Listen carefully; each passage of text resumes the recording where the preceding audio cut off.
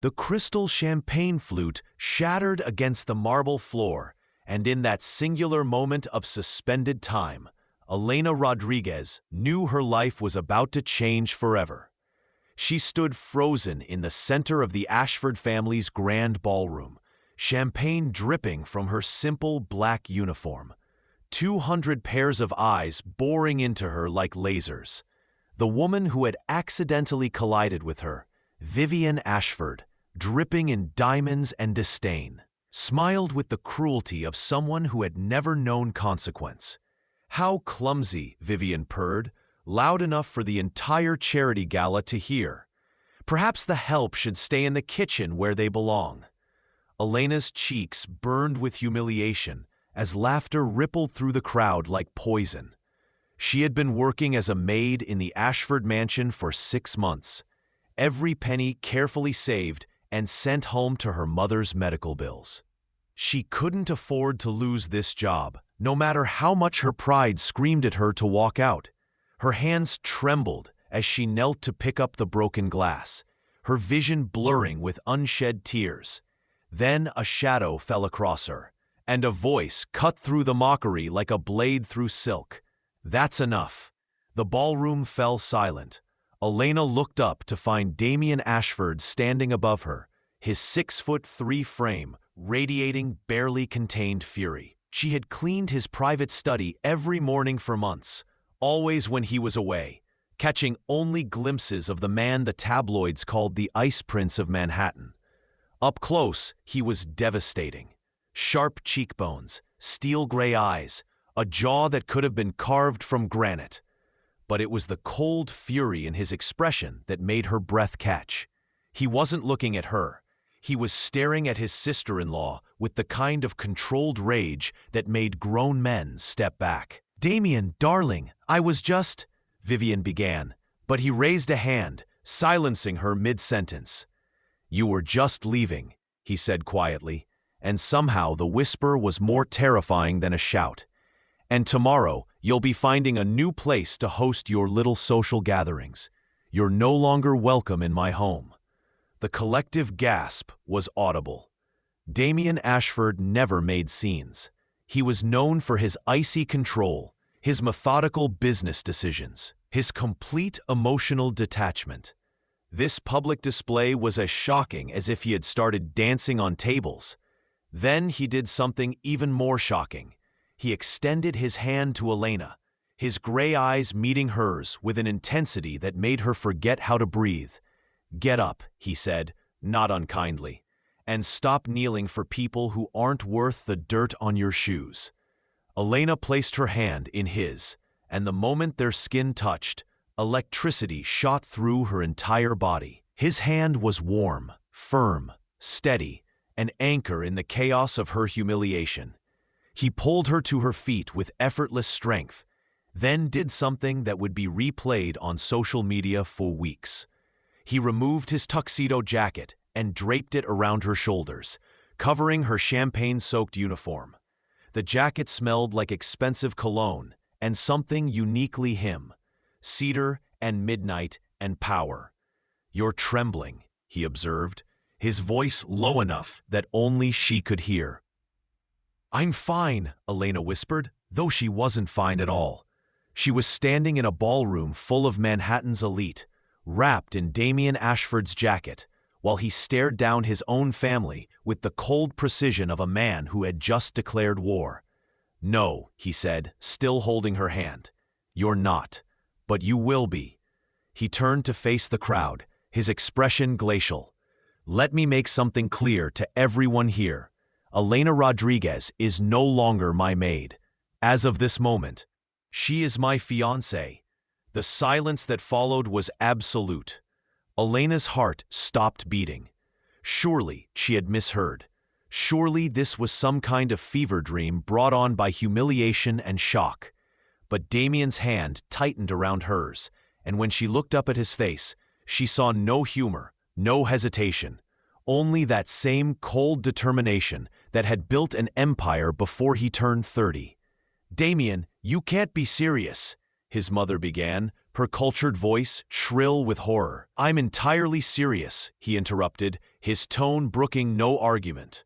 Elena and I have been conducting a private relationship for months. I was waiting for the right moment to announce our engagement. Vivian's behavior tonight simply accelerated my timeline. It was a lie, a complete, audacious, impossible lie. Elena had exchanged perhaps 20 words with Damien Ashford in 6 months. Most of them, "Excuse me," and "Good morning, sir."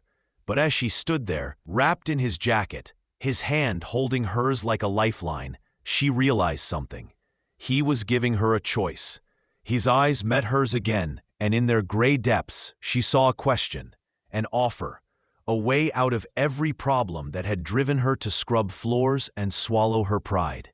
Her mother's medical bills, the debt collectors, the eviction notice she had hidden in her purse. "Elena," his voice was soft, almost gentle. "Will you marry me?" Every rational thought in her head screamed at her to refuse. This was insane. This was a fairy tale, and fairy tales didn't happen to girls from the Bronx who cleaned toilets for a living. But then she remembered Vivian's cruel smile. She remembered every humiliation she had swallowed, every condescending comment, every moment she had felt less than human, and she remembered the warmth of his hand in hers. "Yes," Elena heard herself say, her voice surprisingly steady. "Yes, I'll marry you." The ballroom erupted into chaos. Damien's mother looked like she might faint. Vivian's face had gone from smug to purple with rage. The social elite of Manhattan were pulling out their phones, already crafting the perfect Instagram caption for the scandal of the decade. And Damien Ashford, the Ice Prince himself, smiled. It wasn't a large smile, barely a curve of his lips, but it transformed his entire face. For just a moment, he looked almost human. "Good," he said, and squeezed her hand once before releasing it. "We have a great deal to discuss. But first," he turned back to his family, and the warmth vanished from his expression like it had never existed. "I believe I asked you to leave my home. All of you. This party is over." The exodus was swift and silent, hundreds of guests filing out with barely concealed excitement at being part of the most scandalous moment in Manhattan society in years. Elena stood rooted to the spot, Damien's jacket still warming her shoulders, watching as the ballroom emptied. When the last guest had departed and only the catering staff remained, discreetly clearing champagne flutes and whispering among themselves, Damien turned back to her. The mask of cold fury had slipped, leaving something more complex in its place. Not warmth exactly, but not ice either. "I suppose you have questions," he said.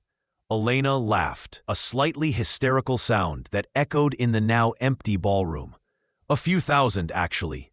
He nodded, as if this was a perfectly reasonable response to a fake engagement announcement.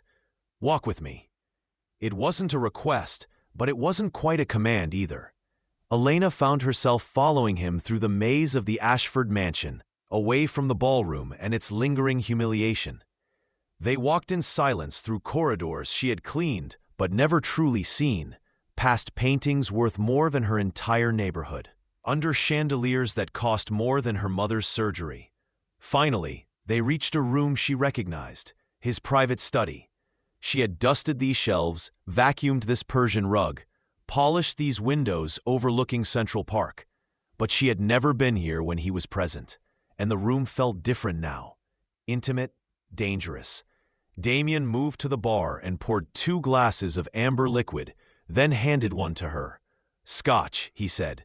"You look like you need it." Elena took the glass with shaking hands and downed the entire thing in one gulp. It burned like fire down her throat, but the burn felt good, real, grounding. Damien's eyebrows rose slightly, and she could have sworn she saw approval in his expression. He refilled her glass without comment.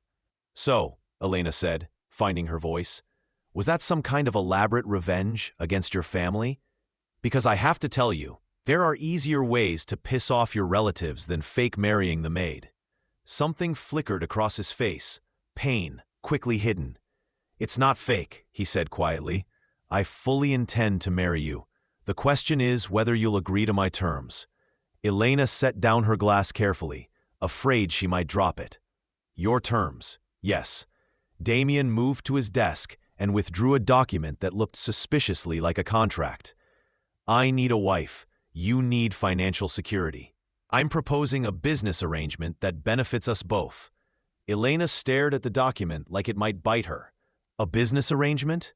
A marriage of convenience, if you prefer the romantic terminology. His voice was flat, businesslike, as if he were discussing a merger rather than matrimony. The terms are simple. You will live in this house as my wife for a minimum of 1 year. You will accompany me to social events and present a united front. You will have your own wing of the house, your own space. I won't make demands of you beyond the public performance. Heat crept into Elena's cheeks as she understood what he wasn't saying. You mean it won't be a real marriage? Not in the traditional sense, no. He poured himself another scotch and downed it in one smooth motion. I have no interest in love, Miss Rodriguez. I had my heart broken once, and I learned my lesson. But I do need a wife if I'm going to take control of Ashford Industries from my father. Company bylaws, written by my grandfather in a more traditional era. The CEO must be married, stable, a family man. The bitterness in his voice was palpable. So, you're using me to get your inheritance, Elena said flatly. Yes. He didn't even try to soften it. And in return, I'll pay off every debt you have. Your mother's medical bills. All of them. I'll set up a trust fund in her name for ongoing care. You'll have access to accounts with more money than you've seen in your lifetime. When the year is over, if you want to leave, you'll walk away with $10 million and your freedom. Elena's legs gave out. She sank into the leather chair behind her, her mind unable to process the number he had just thrown at her so casually. $10 million. Her mother's medical bills paid. No more debt collectors. No more choosing between food and rent. No more scrubbing other people's toilets while they laughed at her. Why me? She whispered. Why not some society woman who already knows your world? Damien was quiet for a long moment, staring out the window at the glittering Manhattan skyline. When he spoke, his voice was softer than she had ever heard it. Because you knelt to pick up broken glass while people laughed at you, and you didn't cry. Because you've worked in my house for 6 months and never once asked for special treatment or tried to manipulate your way into my life. Because when my sister-in-law humiliated you in front of 200 people, your hands shook with rage, not with tears. He turned to face her, and the intensity in his gray eyes stole her breath. Because you're strong enough to survive a year with me. And because... He paused, something vulnerable flashing across his face before the mask returned. Because choosing you will infuriate my family more than any other decision I could make. And right now, that matters to me. There it was, the truth. He wanted revenge, and she was the weapon. Elena should have been offended. She should have thrown the contract in his face and walked out with her dignity intact. But dignity didn't pay for chemotherapy. Dignity didn't keep her mother alive. And somewhere, buried beneath the hurt and humiliation of the evening, a small flame of defiance sparked to life. Why shouldn't she take his offer? Why shouldn't she live in luxury for a year, walk away wealthy, and give her mother the medical care she desperately needed? These people had looked down on her, mocked her, treated her like she was invisible. Maybe it was time for the invisible woman to become impossible to ignore. I want my own lawyer to review the contract, Elena said, her voice steady despite the chaos in her heart.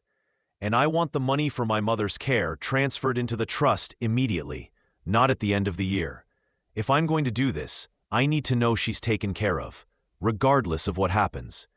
Damien's lips curved into that almost smile again. Smart. I'll have my attorney contact you tomorrow with a list of independent lawyers who can review the terms. Your mother's trust will be funded within 48 hours. He extended his hand across the desk. Do we have an agreement, Miss Rodriguez? Elena looked at his hand, then up at his face. In the soft lamplight of the study, he looked less like the Ice Prince and more like a man carrying a weight he couldn't put down.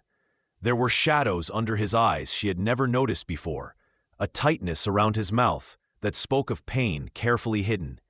He was using her, yes, but maybe she could use him too. Maybe they could both get what they needed from this arrangement. Maybe, just maybe, this was the lifeline she had been praying for. She reached across the desk and clasped his hand. "Call me Elena," she said. "If we're going to be married, you should probably use my first name." His hand tightened around hers, warm and solid and real. "Elena," he said, her name sounding different in his low voice. "I'm Damien, and I promise you this. I will never humiliate you the way Vivienne did tonight. You will be treated with respect in this house, in public, and anywhere else we go. That's my guarantee." It wasn't a declaration of love. It wasn't even particularly romantic, but it was honest, and right now, Elena valued honesty more than pretty words. "Then we have a deal, Damien," she said. "When do we start?" The corner of his mouth twitched upward. "We already have. The media will have the story by morning. By noon tomorrow, every news outlet in the country will be running with the tale of the billionaire and his maid. I hope you're prepared for scrutiny." Elena thought of the tiny apartment she shared with two roommates, of the second-hand clothes in her closet, of the life she was about to leave behind.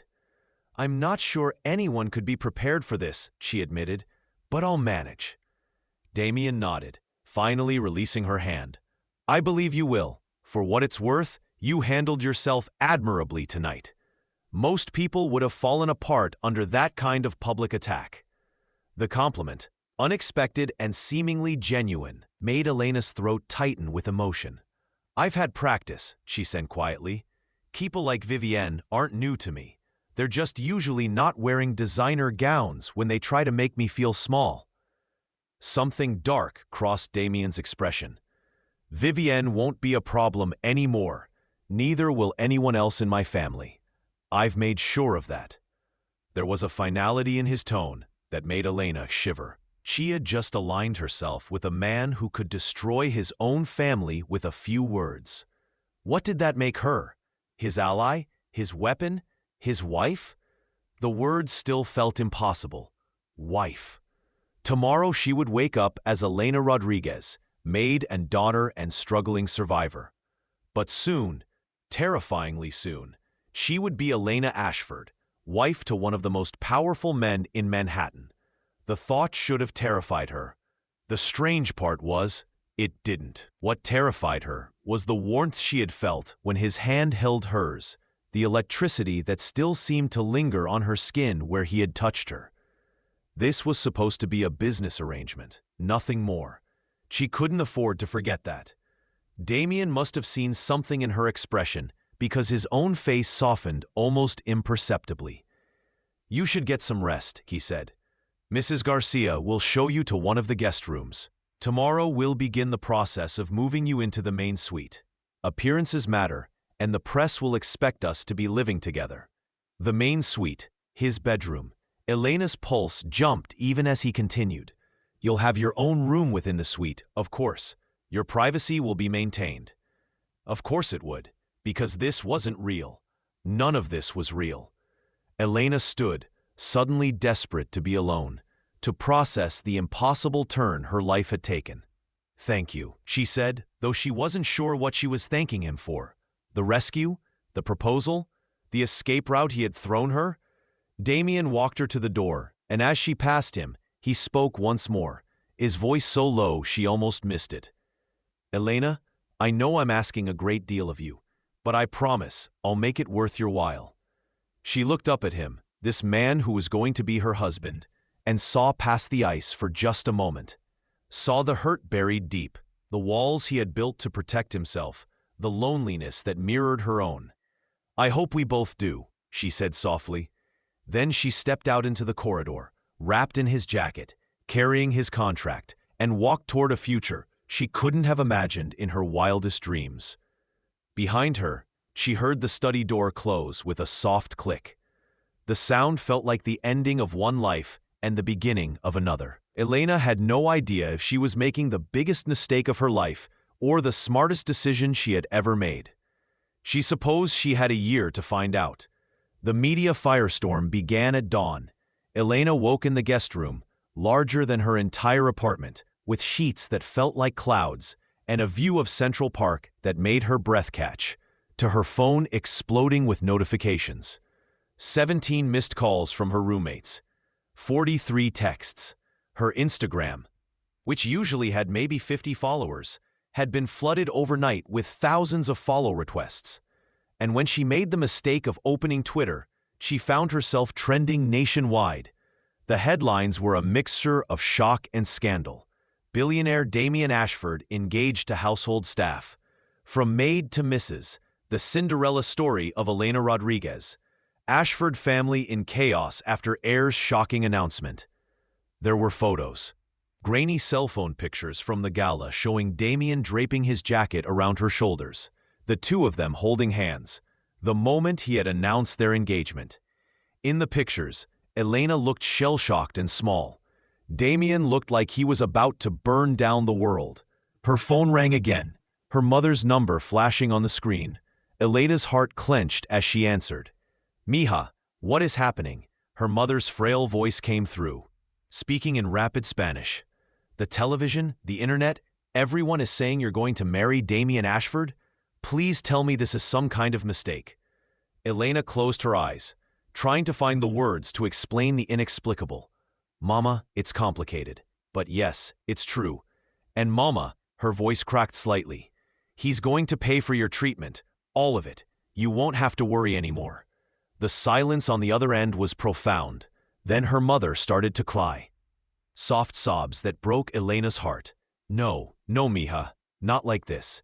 I don't want you selling yourself for me. I don't want you trapped." "I'm not trapped," Elena interrupted, surprised to find she meant it. "Mama, listen to me. This is my choice. He's not a bad man. It's business.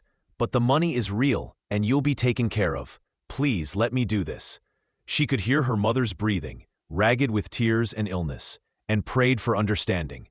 Finally, her mother spoke, her voice heavy with resignation and love. "You're so strong, my Elena, stronger than I ever was. But promise me you won't lose yourself in this. Promise me you'll remember who you are." "I promise, Mama," Elena whispered, her own tears finally falling. "I love you." "I love you too, Mija, so much." After they hung up, Elena sat on the edge of the enormous bed and let herself cry, not from fear or regret, but from the sheer overwhelming weight of everything that had changed in one night. She cried for the simple life she was leaving behind, for the complexity of the one ahead, for the impossible bargain she had made. A soft knock on the door interrupted her tears. "Miss Rodriguez?" Mrs. Garcia's gentle voice came through. "Mr. Ashford has requested that you join him for breakfast when you're ready. And there's someone here to see you, a lawyer, Mr. Ashford arranged to review your contract." Reality crashed back in. This was happening. This was real. Elena wiped her tears, straightened her shoulders, and prepared to step into her new life.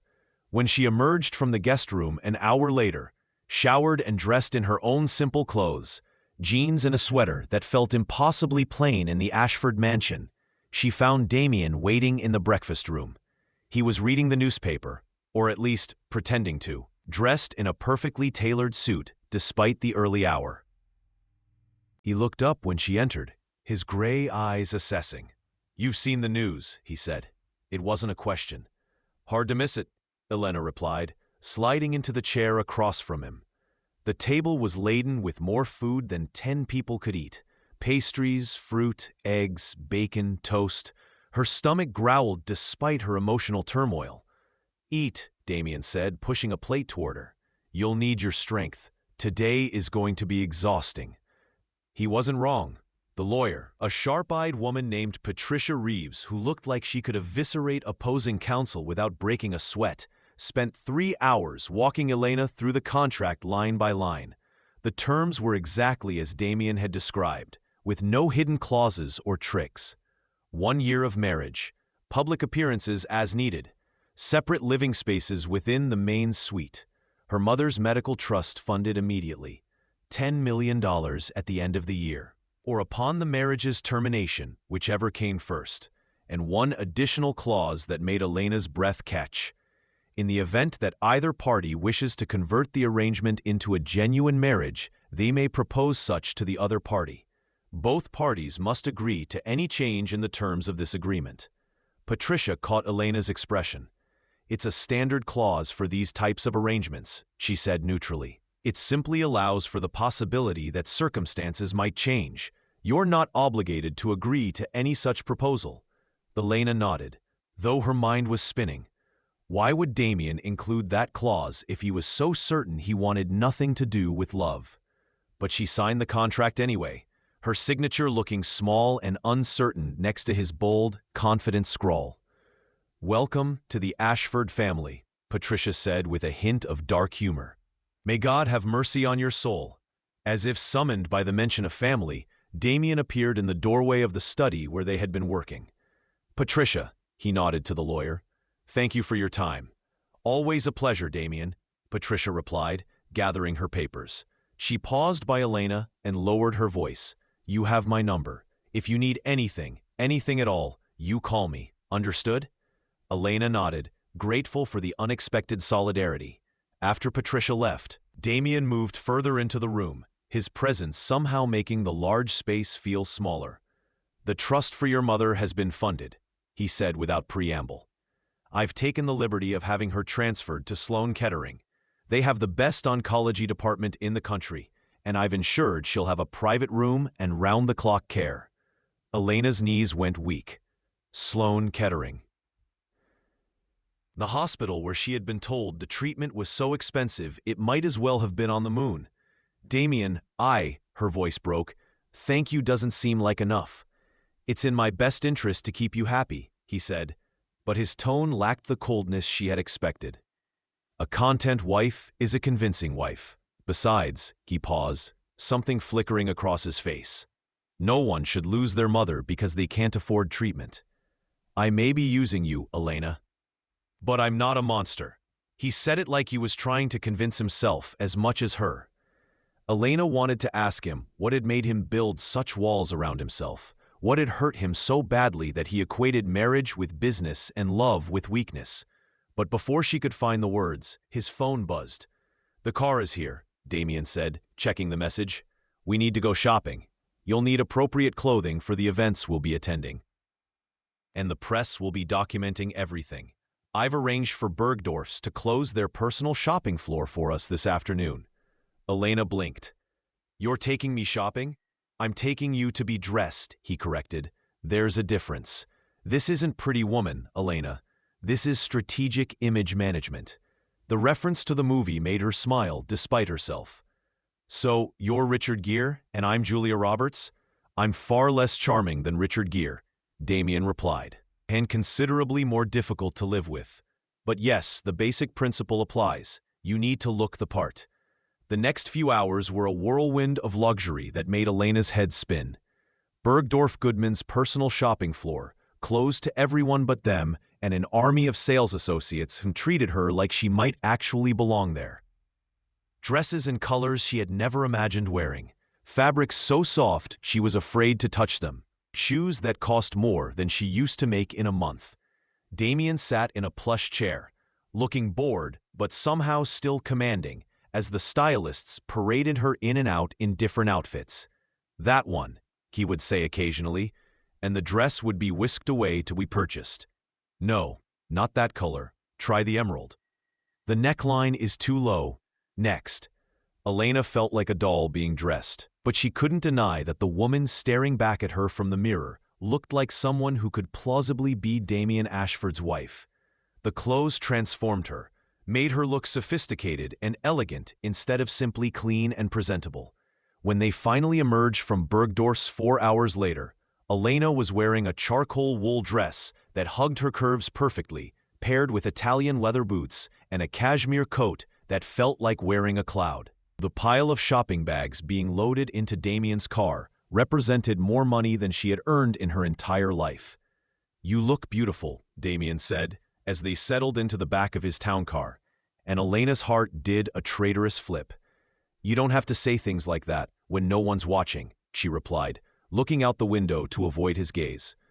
"I wasn't saying it for an audience," he said quietly. "I was saying it because it's true." Elena turned to look at him, searching his face for mockery or manipulation, but found only that same intensity she had seen the night before. "Damien," she started. but he cut her off. "We have our first public appearance tomorrow night," he said, his tone becoming businesslike again. "The Metropolitan Opera is hosting a gala. It's black tie, highly publicized, and everyone who matters in Manhattan will be there, including my entire family." Elena's stomach dropped. "Tomorrow? Don't you think we should wait a bit before?" "The longer we wait, the more it looks like we're hiding," Damien interrupted. "We need to present a united front immediately. Show them that this is real, that I'm not ashamed of my choice, that you belong by my side." He leaned forward slightly, his gray eyes pinning her in place. "Can you do that, Elena?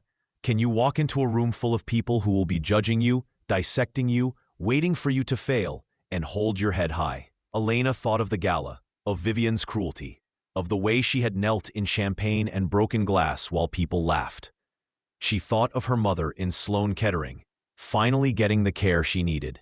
She thought of the contract she had signed and the life she had chosen.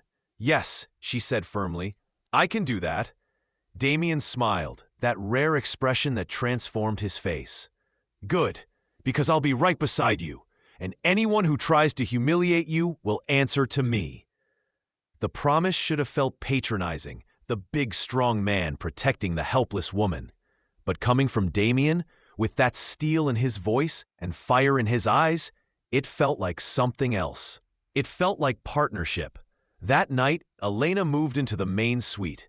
It was absurdly large, more like a luxury apartment than a bedroom, with a sitting area, a walk-in closets the size of her old apartment, and a bathroom with a soaking tub that could have accommodated a small party.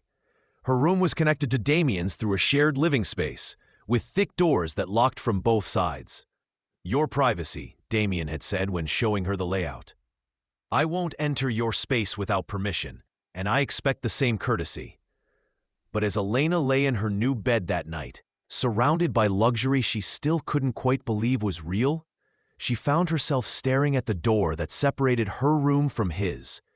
She could hear him moving around on the other side, the quiet sounds of someone preparing for bed. It was strange and intimate and utterly terrifying. She had signed a contract to marry a man she barely knew, a man who had made it clear he wanted nothing to do with love or genuine connection, a man who was using her to get revenge on his family and secure his inheritance. And yet, when she closed her eyes, she could still feel the warmth of his hand in hers, could still hear the gentle way he had said her name. This was supposed to be simple, a business transaction, but Elena had a sinking feeling that nothing about Damien Ashford was going to be simple. The Metropolitan Opera House glittered like a jewel box, all chandeliers and gold leaf and crystalline perfection. Elena stood at the entrance, her hand tucked into the crook of Damien's arm, and tried to remember how to breathe. The dress they had chosen was a midnight blue silk that clung to her body like water, with a tasteful neckline and a back that dipped daringly low. Her hair had been styled by a professional into soft waves, her makeup applied by an expert who somehow made her look both natural and impossibly glamorous. Diamond earrings, borrowed from some vault Damien had access to, stones so large they had to be insured, glinted at her ears. She looked like she belonged. She felt like an imposter. "Breathe," Damien murmured beside her, his hand covering hers where it rested on his arm. "You're more beautiful than anyone in that room, and you're with me. No one will dare cross you." Elena wanted to believe him, but as they stepped through the entrance and into the soaring lobby, every head turned. The whispers started immediately, spreading through the crowd like wildfire. "There, that's her, the maid. Can you believe it? What was he thinking? Look at her, trying to play dress-up. She'll never really be one of us." Elena's spine stiffened, her chin lifting in defiance. Let them whisper. Let them judge. She had survived worse than the cruel whispers of people who had never worked a day in their lives. Damien's hand tightened on hers, a subtle gesture of support, and together they moved deeper into the crowd. The sea of designer gowns and tuxedos parted before them, people unable to quite meet Damien's cold stare, but unable to resist staring at Elena, like she was an exotic animal in a zoo. "Damien," a woman's voice cut through the murmurs, and Elena's body tensed as Damien's mother approached. Victoria Ashford was elegance personified, silver hair in a perfect chignon, wearing a ruby-red gown that probably cost more than a car, her face a mask of polite fury. "Mother," Damien replied, his voice flat, "how lovely that you chose to attend, despite my clear instructions that you were no longer welcome at my events." Victoria's smile could have frozen fire. "The Met is hardly your event, darling, and I wouldn't dream of missing the opportunity to meet your," she paused delicately, "fiancé." Her eyes raked over Elena with the precision of a surgeon and the warmth of an iceberg. "You must be Elena. How extraordinary this all is. Tell me, dear, have you signed a prenuptial agreement yet? I do hope Damien's lawyers were thorough."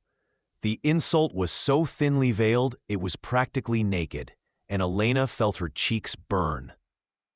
But before she could formulate a response that wouldn't make things worse, Damien stepped forward, placing himself physically between Elena and his mother.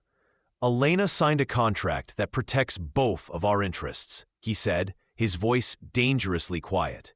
"Just as I signed documents ensuring that she'll be financially secure regardless of what happens between us. Unlike some people in this family, I believe in taking care of those who matter to me." The barb landed. Victoria's face tightened almost imperceptibly. "How noble," she said coldly. "I'm sure the press will be very interested in the details of your arrangement. It would be such a shame if they discovered this was all just another one of your calculated business decisions." "Is that a threat, Mother?" Damien's tone could have cut glass. Victoria's smile was all teeth and no warmth. "Merely an observation, darling. You've always been so good at controlling the narrative. I'd hate to see that control slip." She turned to Elena, her expression morphing into something that might have passed for pleasantness to someone who didn't know better. "Do enjoy the opera, dear, though I suspect you're more accustomed to Netflix than Puccini." Then she glided away, leaving Elena feeling like she had been flayed alive with surgical precision. "I apologize for her," Damien said, his jaw tight with barely contained anger. "She's trying to get under your skin. Don't let her." "She succeeded," Elena admitted, her voice shaking slightly. "God, Damien, I don't know if I can do this. These people are vultures," Damien interrupted, turning to face her fully. His hands came up to rest on her shoulders, warm through the silk of her dress. "They smell weakness and they attack. But you're not weak, Elena. You're stronger than every person in this room." His words, delivered with such quiet conviction, made her throat tighten. "How can you possibly know that?" "Because you survived while they simply existed," he said. "Because you fought for your mother while they spent their trust funds on designer drugs. Because you're here, standing tall when most people would have run." His thumb brushed against her collarbone, a gesture so gentle it stole her breath. "And because when you agreed to marry me, you looked me in the eye and negotiated. You didn't just accept what I offered. You demanded more. That takes courage these people will never understand." Elena looked up at him, this complicated man who could be ice-cold one moment and surprisingly tender the next, and felt something shift in her chest, something dangerous and entirely unplanned. "Damien," she whispered, not sure what she was asking for. But whatever question hung between them was interrupted by a new voice, this one male and edged with barely concealed hostility. "Well, well, the happy couple." Elena turned to find a man who could only be Damien's brother approaching. He had the same sharp features, the same tall frame, but where Damien's eyes were steel gray, his were ice blue. And where Damien's expression was controlled, his brother's face showed open contempt. "Marcus," Damien said, his hands dropping from Elena's shoulders but moving to the small of her back instead, a possessive gesture that didn't go unnoticed. "I didn't think you'd have the nerve to show your face after Vivienne's performance at my gala." Marcus's jaw tightened. "My wife made a mistake. She's apologized." "To me?" Damien's voice was silky and dangerous. Or to Elena, the woman she publicly humiliated. The silence stretched between the brothers, thick with years of resentment and competition. Finally, Marcus's gaze slid to Elena, and she saw no apology in his expression. Only calculation. "Miss Rodriguez," he said, his tone making her former name sound like an insult. "Congratulations on your remarkable elevation in status. Tell me, does the Ashford name come with a tutorial, or are you just winging it?" Elena felt Damien tense beside her, preparing to intervene. But something in Marcus's sneer ignited a spark of defiance she didn't know she possessed. "I'm a quick study," she said, keeping her voice level despite the anger burning in her chest. "And I have to say, if behaving like an Ashford means publicly insulting people I consider beneath me, I'm not sure I want the tutorial. I'd rather keep my basic human decency intact." Marcus's eyes widened slightly, surprise flickering across his features. Behind him, Elena heard someone stifle a laugh. "Careful," Marcus said softly, dangerously. "You're playing in a world you don't understand, with people who know how to destroy you." "That's where you're wrong," Damien cut in, his arms sliding fully around Elena's waist and pulling her against his side. "She's not playing. She's my wife, or she will be in 72 hours, which means she has the full protection of my name, my resources, and my temper. If you want to test which of us is more ruthless when protecting what's ours, Marcus, I invite you to try." The threat hung in the air between them, and Elena could feel the rage radiating from both brothers. This wasn't just about her, she realized. This was years of sibling rivalry, old wounds and fresh grievances, all crystallizing around the woman in Damien's arms. Marcus's smile was thin and cold. 72 hours? How delightfully impulsive. I give it 6 months before this little arrangement falls apart. But I'm sure Miss Rodriguez will at least walk away with a nice settlement. That's the goal, isn't it? Before Elena could respond, before Damien could unleash what was clearly building into a devastating retort, a bell chimed, signaling the start of the performance. "Saved by the bell," Marcus said, his tone mocking. "Do enjoy the opera.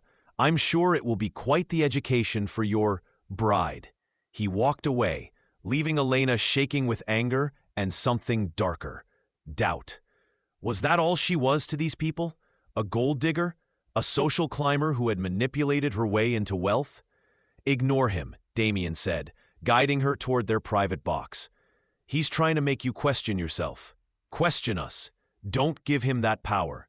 But as they settled into the plush seats of the opera box, Elena couldn't shake Marcus's words. 6 months. Was that really all this would last? And why did the thought of this arrangement ending make her chest ache? The opera was La Bohème, a story of doomed love and tragic endings. Elena tried to focus on the music, the soaring arias and the dramatic staging. But she was intensely aware of Damien beside her. His arm rested on the back of her seat, not quite touching her, but close enough that she could feel his warmth. During the intermission, champagne was brought to their box by discreet staff, who bowed and scraped like Damien was royalty. Elena sipped the expensive bubbles and tried not to think about the last time she had held a champagne flute, when Vivienne had knocked it from her hands. "You're thinking too much," Damien observed, his voice low. "I can practically hear the gears turning in your head." "Your brother said 6 months, Elena replied, deciding honesty was better than pretense. "Is that how long you think this will last? Is that how long until you get bored, or your family wears me down, or I prove to be too much of an embarrassment?" Damien was quiet for a long moment, his gray eyes studying her face with an intensity that made her feel exposed. "I don't get bored easily," he finally said. "And you could never be an embarrassment. As for my family wearing you down," his expression hardened. "I'm more concerned about them wearing me down to the point where I do something we'll all regret." It wasn't exactly a romantic declaration, but coming from Damien, it felt like one. Elena found herself leaning slightly toward him, drawn by some invisible force she couldn't name and didn't want to examine too closely. "Damien, can I ask you something?" she said. "Why did you include that clause in the contract? The one about converting this into a real marriage?" His body went very still. For a moment she thought he wouldn't answer, that she had crossed some invisible line. But then he spoke, his voice so quiet she had to lean closer to hear him. "Insurance," he said, "against the possibility that I might be wrong." "Wrong about what?" Elena whispered. Damien turned to face her fully, and the look in his eyes made her heart stutter. "About being capable of love, about deserving it, about whether someone like you could ever." He stopped, his jaw tightening. "It doesn't matter. The clause is merely a technicality, a legal safety net that will almost certainly never be used." But the way he said it, the way he couldn't quite meet her eyes, told Elena everything she needed to know. Damien Ashford wasn't nearly as immune to feeling as he pretended to be. He was just terrified of it. Before she could respond, before she could tell him that maybe she understood that fear better than he knew, the lights dimmed, signaling the second act. They sat in the darkness, the tragic opera unfolding before them, and Elena was acutely aware of every breath Damien took, every slight movement of his body. At some point during Mimi's death scene, as the soprano's voice soared through the opera house, singing of love and loss, Elena felt Damien's hand find hers in the darkness. His fingers intertwined with hers, warm and solid and real. Neither of them acknowledged it. Neither of them pulled away. They simply sat together in the darkness, holding hands like real couples did, while a tragic love story played out before them, and Elena tried not to think about the metaphor. The wedding took place 72 hours later, in a small chapel with only the required witnesses present. Elena wore a simple cream-colored dress, elegant but understated. The kind of thing that wouldn't look like she was trying too hard. Damien wore a charcoal suit and an expression that gave nothing away. The ceremony was brief, clinical, more like a business transaction than a joining of souls. "Do you, Damien Alexander Ashford, take Elena Maria Rodriguez to be your lawfully wedded wife?" "I do." "And do you, Elena Maria Rodriguez, take Damien Alexander Ashford to be your lawfully wedded husband?" Elena looked at Damien, at this man who was now legally binding himself to her, and saw something flicker in his eyes. Uncertainty? Hope? Fear? "I do," she whispered. When the officiant pronounced them husband and wife, Damien leaned in to kiss her. It was meant to be perfunctory, she knew, a brief press of lips to satisfy tradition. But the moment their mouths touched, electricity shot through Elena's entire body. Damien's hand came up to cup her face, his thumb brushing her cheekbone with unexpected gentleness, and the kiss deepened. It lasted only seconds, but when they pulled apart, Elena's world had tilted on its axis. Damien's eyes were dark, his breathing slightly uneven. "Well," he said, his voice rougher than usual, "that's done." They signed the marriage certificate in silence, Elena's hand shaking slightly as she wrote her new name for the first time, Elena Ashford. It looked wrong and right simultaneously, like trying on someone else's identity and finding it fit better than expected. The photographer Damien had hired captured the moment. Images that would be released to the press as proof that the wedding had actually happened. In the photos, Elena would later see they looked like a real couple. Damien's hand on her waist, her body leaned into his, both of them looking at each other with expressions that could be mistaken for affection. Could be mistaken, but weren't real. Were they? The question haunted Elena as they returned to the mansion, now officially married. "I have work to do," Damien said as soon as they entered the main suite. "I'll be in my office. There's a dinner reservation at 8 if you'd like to go out, or Mrs. Garcia can prepare something here." He was retreating, Elena realized. The kiss had shaken him as much as it had shaken her, and he was running back behind his walls. "Damien," she said, stopping him before he could disappear into his room. "We should probably talk about what happened in the chapel." "Nothing happened," he said, not turning around. "We kissed because the officiant expected it. That's all." "That's not," Elena started, but he cut her off. "I'm not having this conversation, Elena. We have an arrangement. Let's not complicate it with feelings that aren't real. He practically fled into his room, the door closing with a decisive click that felt like a barrier slamming down. Elena stood alone in the shared living space, still wearing her wedding dress, and felt the sting of rejection mix with confusion. He had kissed her like he meant it. He had held her hand at the opera. He had defended her against his family with a fierceness that went beyond contractual obligation. But the moment she tried to acknowledge any of it, he shut down completely. Elena was beginning to understand that Damien Ashford's walls weren't just high, they were fortified, with mines and barbed wire, and every defense mechanism a hurt person could construct. The question was whether she had the strength to scale them, or whether she'd be destroyed trying. That night, Elena lay in bed listening to Damien pace in his room.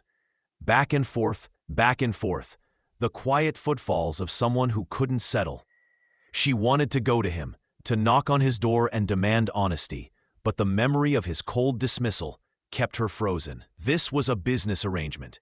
She had signed a contract agreeing to exactly that. She had no right to demand more, no matter how her heart was beginning to betray her with inconvenient feelings. 3 weeks into their marriage, Elena woke in the middle of the night to the sound of Damien shouting. She bolted upright, heart pounding, and heard the distress in his voice, even through the closed door. Nightmare, she realized. He was having a nightmare. Elena debated for approximately 10 seconds before throwing off her covers and padding across the shared living space. She knocked on his door, softly at first, then louder when the shouts continued. "Damien? Damien, wake up!" The sounds stopped abruptly. Silence, thick and heavy, filled the space. Then, rough and strained, "Go away, Elena." "Are you okay?" She pressed her palm against the door, wishing she could see through it. "I'm fine. Go back to bed." He wasn't fine. She could hear it in his voice, the rawness, the pain he was trying to hide. "Damien, please, let me help." "I said, go away." The shout was harsh enough to make her step back, hurt blooming in her chest. But beneath the harshness, she heard something else. Fear, embarrassment, shame. Elena made a decision that would change everything. She turned the doorknob, he hadn't locked it, and pushed the door open. Damien was sitting on the edge of his bed, head in his hands, his chest heaving with rough breaths. He was shirtless, his body sheened with sweat, and when he looked up at her intrusion, his eyes were wild. "I told you to leave," he growled. "I know," Elena said quietly, stepping into the room and closing the door behind her. "But I'm not very good at following orders." She crossed to the bed and sat beside him, close enough that their thighs touched. Damien tensed as if to move away, but Elena reached out and took his hand. "You don't have to talk about it," she said, "but you also don't have to be alone." For a long moment, Damien stared at their joined hands, as if he couldn't quite comprehend what he was seeing. Then, slowly, his fingers tightened around hers. "I dream about her," he said, his voice barely above a whisper. "My ex-fiancée. The woman I was supposed to marry before I learned she was sleeping with my business partner and planning to steal half my assets in a divorce I didn't even know we'd be having." Elena's breath caught. She had known there was a story, had suspected a betrayal, but hearing the pain in his voice made it real. "Damien, I'm so sorry." He laughed, a bitter sound without humor. "Don't be. I was an idiot. I actually believed her when she said she loved me. I was planning our future, thinking about children, about growing old together. Meanwhile, she was planning her exit strategy with my supposed best friend." His hand trembled in Elena's, and she squeezed tighter. "They call me the Ice Prince now, say I have no heart, that I'm incapable of real feeling. But the truth is, I have too much feeling. I loved her so much it nearly destroyed me when I found out. So I locked it all away, decided never to be vulnerable again. Never to be stupid enough to confuse sex with love or companionship with loyalty." "That's not stupid," Elena said softly. "That's human. She's the one who failed, Damien, not you." He finally looked at her, and in the dim light from the city, filtering through his windows, she could see the moisture in his eyes that he was too proud to let fall. "Do you know why I really chose you, Elena? It wasn't just because you'd infuriate my family, or because you were convenient. It's because I knew I could never fall in love with you." The words should have hurt. They were meant to hurt, she realized, meant to push her away, to reinforce the walls he'd built. But Elena saw through them. "Because I'm your maid? Because I'm not good enough?" "Because you're too good," Damien said, his voice cracking slightly. "Because you're real and honest, and you actually care about people instead of just using them. Because if I let myself care about you, it would destroy me when you inevitably left. At least with a contract, I control when these ends. I control the damage." Elena's heart broke for him. For the man so hurt he'd rather live behind walls than risk being wounded again. "Damien," she said gently, "what if I don't want to leave?" His eyes met hers, vulnerable and desperate and terrified. "Don't," he whispered. "Don't say things like that. Don't make promises you can't keep. The year will end, you'll take your money and your freedom. And you'll realize this was all just a fever dream. That's how this is supposed to work." "And what if I don't want it to work that way?" Elena asked, her own heart pounding so hard she could hear it in her ears. "What if I—" But she didn't get to finish. Damien leaned forward and kissed her, desperate and hungry, and nothing like the controlled kiss at their wedding. His hands came up to frame her face, pulling her closer, and Elena melted into him. This kiss was real. This kiss was need and want, and all the feelings Damien claimed not to have. When they finally broke apart, both breathing hard, Damien rested his forehead against hers. "This is a mistake," he breathed. "Probably," Elena agreed. "I don't do feelings. I don't do real." "I know. This was supposed to be simple." "Nothing about you is simple, Damien Ashford." He pulled back just far enough to look at her, his gray eyes searching her face in the darkness. "Elena, if we do this, if we cross this line, I can't promise you anything. I can't promise I won't hurt you, or that I know how to do this, or that I'll ever be what you deserve." Elena smiled, even as her heart raced with the magnitude of what she was about to say. "I'm not asking for promises. I'm just asking for honesty. Real honesty, not the kind you put in contracts." Damien's thumb traced her lower lip, the gesture achingly tender. "The honest truth? I haven't stopped thinking about you since the moment I saw you kneeling in that ballroom. The honest truth is that hiring you as my fake wife was the most selfish thing I've ever done, because I wanted you close, and I didn't know how else to make that happen. The honest truth is that I'm terrified of what you make me feel." "Good," Elena whispered, "because I'm terrified too." This time when they kissed, it was slower, sweeter, a promise neither of them was quite ready to name. When Elena finally returned to her own room, as dawn painted the sky pink, she carried the memory of Damien's confession like a treasure. They didn't have certainty, they didn't have guarantees, but they had honesty, finally, and that felt like a beginning. The next morning, Damien was at breakfast when Elena emerged, and the way his eyes softened when he saw her made her stomach flip. "Good morning, wife," he said, and there was warmth in his voice that hadn't been there before. "Good morning, husband," Elena replied, unable to stop her smile. They were still navigating uncharted territory, still figuring out what they were to each other, beyond the contract.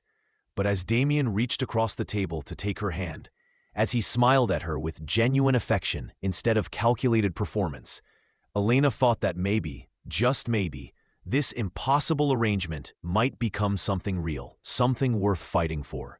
And when Damien raised her hand to his lips and pressed a kiss to her knuckles, his eyes never leaving hers, Elena knew with absolute certainty that she was falling in love with her complicated, wounded, surprisingly tender husband. The only question was whether he'd let himself fall too. The answer came 2 months later, when Elena collapsed. She had been feeling off for days, tired, slightly feverish, achy, but she had attributed it to the stress of her new life. Learning to navigate Manhattan society was exhausting, and the constant scrutiny from media and Damien's family took its toll. But when she fainted in the middle of a charity luncheon, crumpling to the floor while Damien was across the room discussing business, everything changed. Elena woke in a hospital room, with Damien sitting beside her bed, looking more devastated than she had ever seen him. "Hey," she croaked, her throat dry. "What happened?" "You have pneumonia," Damien said, his voice tight. Severe pneumonia. The doctor said if we'd waited another day. He stopped, unable to finish the sentence. His hand gripped hers so tightly it almost hurt. Elena tried to sit up and immediately regretted it as the room spun. "I'm okay. I'm gonna be okay." "You collapsed," Damien said, and she could hear the barely controlled panic beneath his words. "You collapsed and I wasn't there to catch you. I was across the room talking about stock portfolios while you—" "Damien," Elena squeezed his hand. "This isn't your fault. I should have noticed you were sick. I should have made you rest, made you see a doctor. But I was so focused on business, on maintaining appearances, on—" His voice cracked. "God, Elena, when I saw you on the floor, not moving, I fought." He couldn't say it. Didn't need to. Elena could see it in his eyes. The terror, the realization of how much she had come to mean to him. "I'm here," she said softly. "I'm okay." Damien brought her hand to his lips, pressing desperate kisses to her knuckles, her palm, her wrist. "I can't lose you," he whispered against her skin. "I know I said this was just an arrangement, that it was temporary, but Elena, I can't lose you." Elena's heart swelled, even as her body ached with illness. "You won't," she promised. "I'm not going anywhere." For 3 days, Damien barely left her side. He canceled meetings, ignored his phone, and focused entirely on her care. He read to her when she was too weak to hold a book, held water to her lips when she couldn't sit up, and slept in the uncomfortable hospital chair because he refused to leave her alone. The ice prince melted, and what remained was a man desperately in love.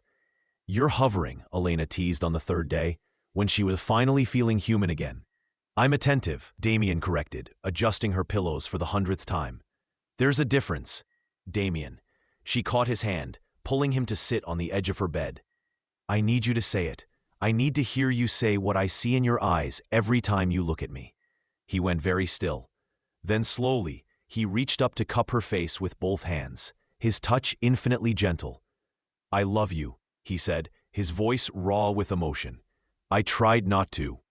I tried to keep it professional, to maintain distance, to protect myself. But you broke through every wall I built, Elena.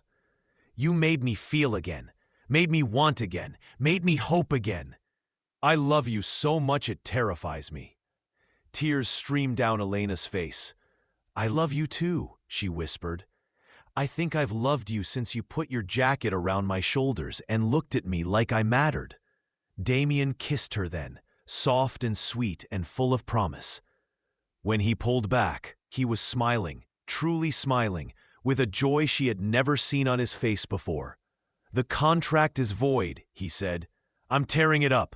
I don't want a business arrangement anymore. I want a real marriage. I want you, Elena, for as long as you'll have me. No time limits, no exit clauses, no contingencies. Just us." Elena laughed through her tears. "What about my $10 million? Damien grinned. "You can have 20 million, 50, whatever you want. I'd give you the entire company if you asked. But please, please tell me you want this. Want me. Not the money or the lifestyle or the name. Just me." "I want you," Elena said, pulling him down for another kiss. "The complicated, wounded, surprisingly romantic you. I want morning coffee together, and midnight conversations, and every moment in between. I want the real marriage, Damien. I want forever." Relief and joy transformed his face, making him look younger, lighter, free. "Then you'll have it," he promised. "I'll spend the rest of my life proving that choosing me wasn't a mistake." "It wasn't," Elena said softly. "It was the best decision I ever made." When Elena was finally released from the hospital, Damien carried her to the car despite her protests that she could walk. He fussed over her recovery with an intensity that would have been annoying if it weren't so endearing. And slowly, their contracted arrangement transformed into something neither of them had expected. A genuine partnership built on love and trust. 6 months after her hospital stay, on a sunny afternoon in Central Park, Damien knelt before Elena and proposed properly. With a ring he had designed himself, with words from his heart instead of from a contract, with tears in his eyes and hope in his voice. "Elena Ashford," he said, "will you marry me? Really marry me, not because of contracts or revenge or convenience, but because I love you more than I thought it was possible to love anyone." "Yes," Elena said, laughing and crying simultaneously. "Yes, 1,000 times yes." They renewed their vows a month later in a ceremony that was everything their first wedding wasn't, filled with friends, with joy, with love openly expressed. Elena's mother, now in remission and glowing with health, walked her down the aisle. And when the officiant asked if they took each other for better or worse, richer or poorer, in sickness and in health, both Damien and Elena answered with conviction, "I do." This time the kiss wasn't perfunctory or strategic. It was a celebration, a promise, a beginning. The crowd erupted in applause as Damien dipped Elena dramatically, kissing her like she was his entire world. Because she was. Later, at the reception, Damien pulled Elena onto the dance floor for their first dance as a truly married couple.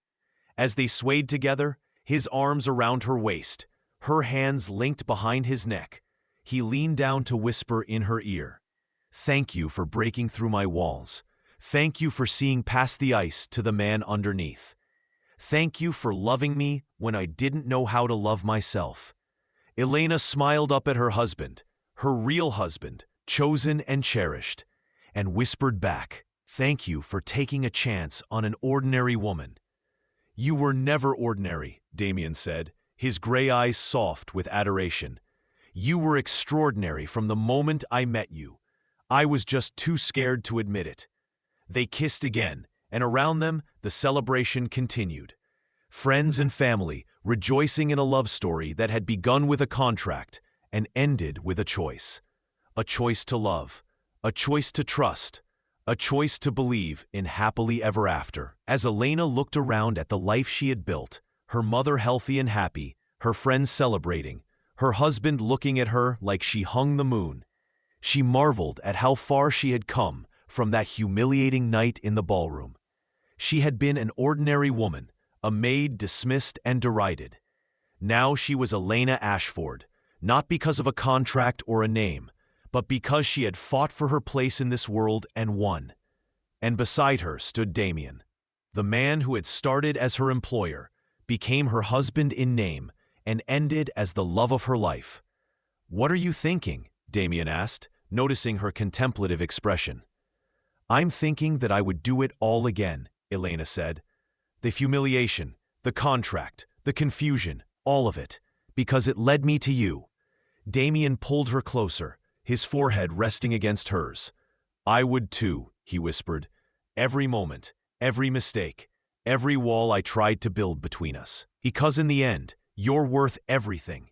And as they swayed together under the soft lights, surrounded by love and possibility, Elena knew with absolute certainty that she had found exactly where she belonged.